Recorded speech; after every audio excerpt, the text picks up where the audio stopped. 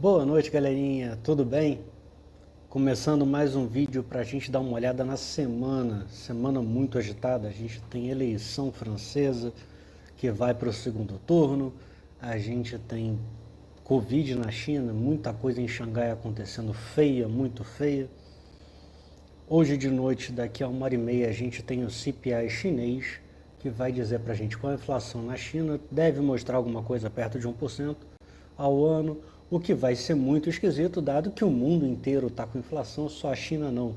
A gente sabe que o chinês mente sobre os dados, mas, poxa, está ficando feio. Mas, vamos olhar para a nossa vida, né? Eu queria dar uma passadinha em Bitcoin, porque sempre tem alguém me perguntando. E Bitcoin, para mim, a minha leitura é que Bitcoin tem o mesmo risco de ativo financeiro normal, os ativos de bolsa. De tal forma que morre para mim essa ideia de que ela é um ativo que vai salvar a galera, que vai é um ativo de segurança, né? Não, não é. Na minha leitura, e o gráfico diz isso, não é. Uma coisa que cai 52% em 2 meses não pode ser considerada um ativo de reserva de recursos. Ela está nesse canalzinho, deve vir testar esse fundo desse canalzinho, e isso aqui mostra pra gente um pouco do humor do mercado, o nível de risk on, risk off. Hoje ele está em risk off, mas isso aqui, volátil como só, a gente não tem muito o que falar dele. O que a gente pode falar? A gente pode falar do S&P. O S&P, agora paradinho, tá todo mundo com medo, esse aqui já é o futuro, mas ele tinha aquela LTA que eu cantei que estava morrendo, né? Lembra que eu botei até um vídeo, falei, será que é o fim? E era. E mandei vender e falei que era para aliviar a mão. Quem pudesse, até sugeri, fiz uma sugestão de venda. Quem quisesse vender ganhou um dinheirinho. Só que o S&P está perdido aqui nessa zona, que é uma zona que tem alguns suportes, alguns pontos relevantes dos movimentos anteriores, e está faltando volume. A galera não está nem desesperada para subir nem cair. Essa última pernada da alta teve volumes menores do que essa pernada de queda, né, em média, mas o mercado ainda está com uma divergência de ABV, de volume entrando e saindo do papel, para baixo, e muita dúvida no ar. Né? Por quê? Porque a gente tem tudo aquilo que eu já falei. Agregando isso, a gente teve as minúcias do Fed saindo, indicando já um plano de jogo para retirada dos ativos do balanço, até para venda dos ativos do balanço. O que me preocupa é que eles têm plano de retirar basicamente $1 trilhão por ano, grosso modo, só que só 35 bilhões mês de MBS, de ativos hipotecários.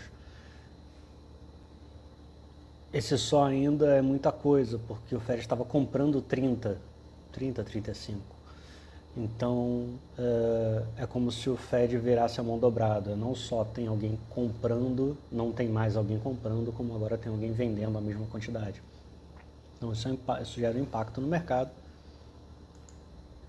E aqui a gente tem o impacto em si, que é a taxa de juros das hipotecas chegando em 5,6%.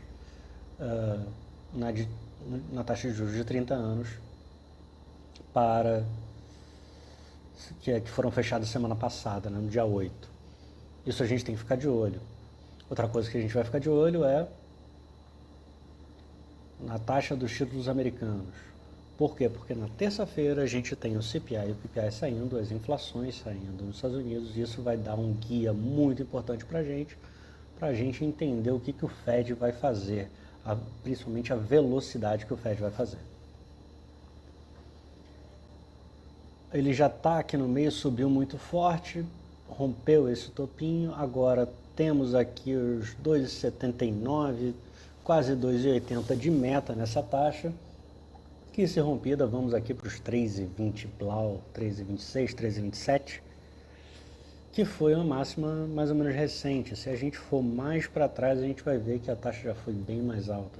Só que se a taxa ficar bem mais alta, isso aqui sobe muito. E como estão financiando coisas muito caras, a coisa fica muito mais difícil. Lembrando que em 2008, quando tivemos aquela crise famosa, o índice de preço das casas estava na casa de 13 mil, hoje está em 18 mil. Ou seja, antigamente você tinha taxas de juros equivalentes a que talvez chegue hoje, chegue no futuro próximo, mas o valor do bem financiado era bem menor, era sensivelmente menor, então era mais fácil, a parcela cabia no bolso da galera, sendo que hoje, com esse nível de preço dos imóveis nos Estados Unidos, você não consegue financiar muita coisa com essa taxa, porque as parcelas ficam muito grandes, não cabe no orçamento das pessoas e isso mata um pedaço relevante da demanda de imóveis. E aí a gente pode entrar numa escalada para baixo, como se fosse um estouro de uma bolha. Né? O S&P, eu queria só mostrar uma coisa que eu achei muito legal. O S&P, isso aqui em janeiro de 2008, ele caiu, fez um topo, cedeu, subiu. Aqui a gente tem, caiu, fez um topo duplo, cedeu, subiu. Daqui, ele foi buscar as mínimas. Em março de 2009. Ele perdeu 50% basicamente. Mas nota que ele não caiu do dia para a noite. Ele caiu, ficou na dúvida, aí deu o primeiro problema, aí depois teve as quebradeiras e aí... Então foi um negócio aqui de meses até de se desenrolar tudo. Acho que se tivermos um estresse, será também desenrolado em meses, não é para agora. Não precisamos ter medo. A nossa doleta, o dólar reagiu essa semana um pouco, mas na sexta-feira cedeu, mostrando que essa força toda de alta já não era tanta coisa assim. Foi um movimento extremamente positivo na minha leitura, porque toda a queda gera um respiro para uma eventual nova queda. Estou vendo, permaneço vendo o dólar indo para 4,50 e depois, quem sabe, para R$4. Acho que se ele chegar aqui é um piso para a gente se posicionar. Posicionar em quê? Em ouro. Entendo que o ouro... Não quero nada disso. Entendo que o ouro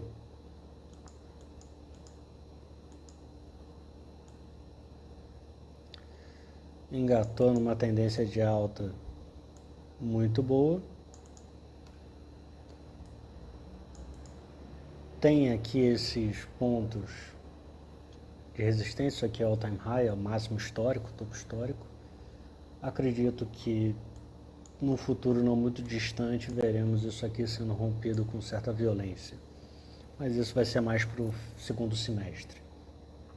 Então aqui dólar, mantenho a sensação de venda, a visão de venda, porque ainda tivemos aqui no Brasil uma inflação muito alta, um IPCA na casa de 1,6, bem acima da expectativa dos outros, mas quem me acompanha sabe que eu já vinha prevendo uma inflação na casa de 2 dígitos.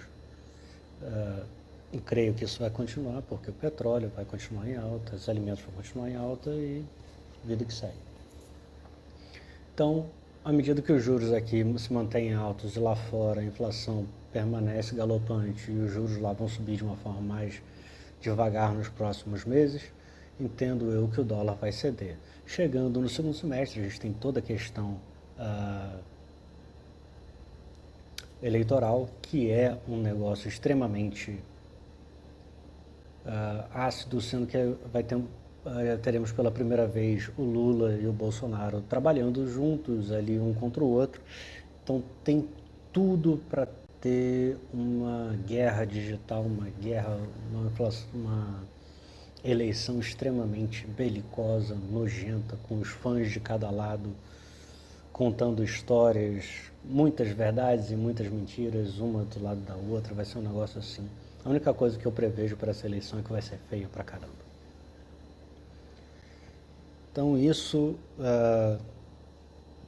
pode levar o dólar, que eu acho que vai chegar em agosto, aqui na casa dos R$ 4, se chegar, pode levar o dólar de volta para cima, porque a gente vai começar a pegar um aumento na velocidade do aperto do Fed, porque se ele for muito macio, e ele não deve ser muito agressivo agora nos primeiros momentos, a gente vai ter meio, talvez meio, mais meio, e a inflação vai continuar alta, o pessoal vai ficar apertado, e aí vamos puxar a taxa de juros. A expectativa desse que vos fala é que a taxa de juros americana para janeiro do ano que vem, fevereiro, primeiros meses, chegue a 5,5, quiçá 6. Isso requer um volume de aumentos um tanto quanto relevante por parte do Fed. Isso posto, vamos ao que nos interessa. Essa semana é vencimento de opções. A gente já tem vencimentos na quinta-feira, porque temos feriado na sexta. E aí a gente tem a nossa Petrolina. Petrolina, vocês podem ver aqui que eu desenhei um negócio mais vendido. A Petro está perto do topo histórico, né? Se não for topo histórico, é o ponto mais alto relevante, mas é o ponto mais alto relevante e o topo histórico. Deixa eu até ver aqui no mensal para ver se eu não estou mentindo para vocês. É o topo histórico.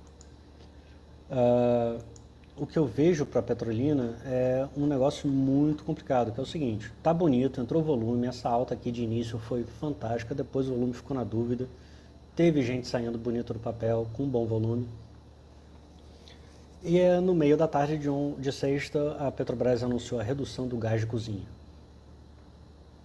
Pois bem, a Petrobras tem por padrão anunciar numa janela de 30 a 30 dias o ajuste no preço dos combustíveis.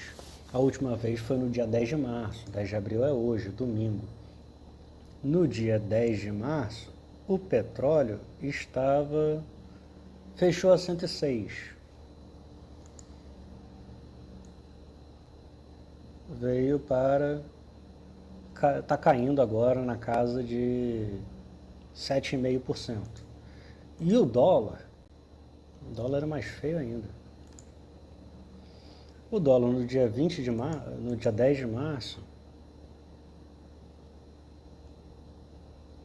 se encontrava aqui em 5,01 e agora está a 6. Ou seja, se a gente juntar os dois, fizer uma conta bem de padeiro, a gente tem aí 12%, 13% de possível redução nos combustíveis.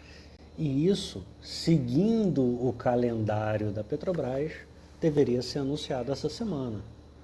O cara já anunciou o gás natural, o gás de botijão, por que não vai anunciar a gasolina e o diesel? Há uma pressão política enorme para eles anunciarem isso, por que ainda não fez? Né? Eu só estou falando que para seguir a regra deles. Quando aumenta tem que aumentar, quando cai tem que cair. Então, se isso cair essa semana, a gente pode ter um estresse no papel, porque existem muitas posições muito pesadas nas opções.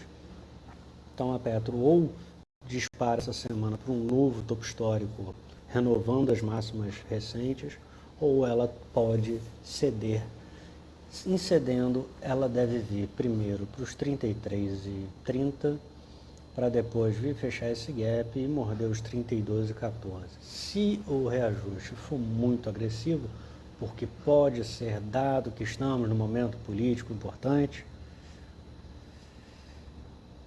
e a inflação está alta, então o pessoal vai fazer toda a pressão para cortar esse preço, a Petro pode vir aqui para os 30 e depois vir namorar aqui nos 29,75. E sim, isso é rápido, da mesma forma que isso aqui é uma semana.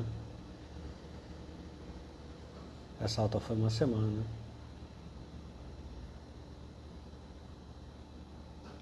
Essa queda pode ser uma semana. Ok? Valeta. Vale está numa situação extremamente duvidosa, acumulada durante muito tempo. Ainda está sobre uma LTA longuíssima. Lembrando que o papel já teve há meses atrás em 26, hoje está 96, então já teve uma recuperação monstruosa.